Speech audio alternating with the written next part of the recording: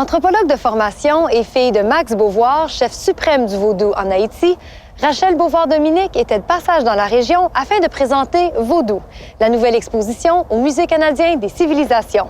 Rencontre avec une prêtresse vaudou. Ça parle à notre humanité parce qu'il y a un fond dans le vaudou qui parle à chacun de nous.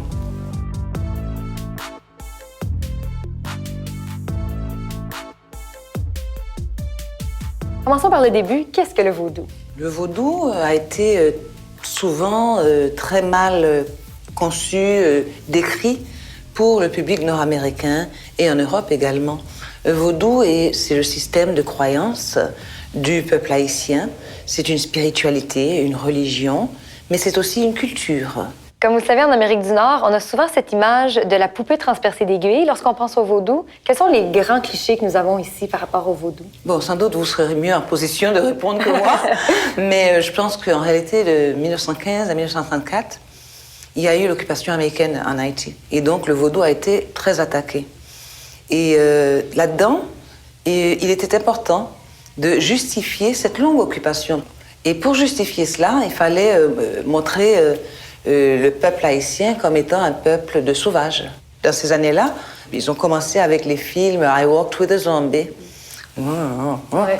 Et les poupées qui étaient, voilà. Et en réalité, ça vient souvent, effectivement, de l'imaginaire nord-américain.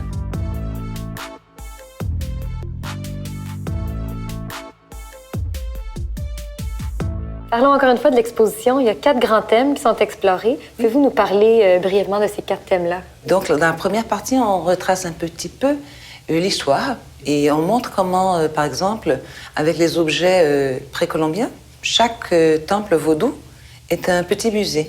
Alors là, on traverse, on va vers un deuxième espace. C'est une présentation des divinités. Et il y a un grand arbre qui est présenté sur un mur où on voit les 401 divinités et les 21 nations.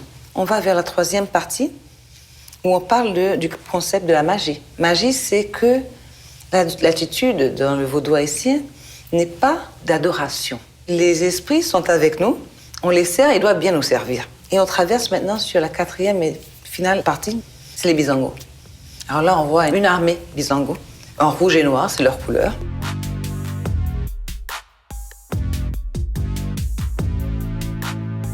C'est vraiment un parcours qui permet aux visiteurs de bien pénétrer doucement et je pense que c'est un succès.